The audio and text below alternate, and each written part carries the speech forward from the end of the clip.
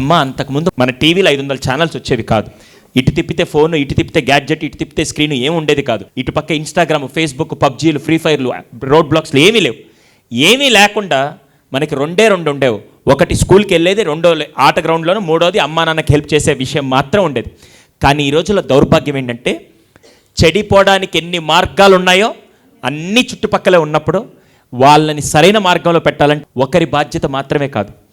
ఇక్కడ ఈరోజు నా సెషన్కి పేరెంట్స్ని టీచర్స్ ఎందుకు కలిపి కూర్చోబెట్టానంటే చాలాసార్లు టీచర్స్తో మాట్లాడినప్పుడు పేరెంట్స్ అనేవాళ్ళు, పేరెంట్స్తో మాట్లాడి టీచర్స్కి మిస్టేక్ అండి, వీళ్ళతో మాట్లాడు. అందుకని ఈరోజు ఏంటంటే మీ ఇద్దరూ కలిస్తేనే వాళ్ళ భవిష్యత్తు బాగుంటుందని నేను అంటాను.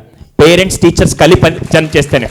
ఈ జనరేషన్లో పేరెంట్స్ అందరు నేను చేసే రిక్వెస్ట్ ఏంటంటే స్కూల్కి వెళ్ళిన తర్వాత నువ్వు టీచర్ మాట వినాలి, టీచర్ చెప్పింది చెయ్యాలి, టీచర్ గౌరవం ఇవ్వాలి. స్కూల్లో ఆయమ్మ దగ్గర నుంచి గేట్ మ్యాన్ దాకా ప్రతి ఒక్కరికి రెస్పెక్ట్ ఇవ్వాలని, పిల్లాడికి క్యారేజ్ బాక్స్ పెట్టించినా పెట్టికపోయినా, స్నాక్స్ పెట్టించినా పెట్టికపోయినా ఇది మాత్రం నేర్పాలని నేను అంటాను. ఎంతమంది ఒప్పుకుంటారమ్మా? ఇది ఫస్ట్ పాయింట్. అలాగే టీచర్లు ఎలాగో ఇంటికి వెళ్ళాక మీ మదర్ ఫాదర్ పడే కష్టాన్ని మీ మదర్ ఫాదర్ రెస్పెక్ట్ ఇవ్వాలని టీచర్ కూడా సైమల్టేనియస్గా చెప్పాలని నేను కోరుకుంటున్నా.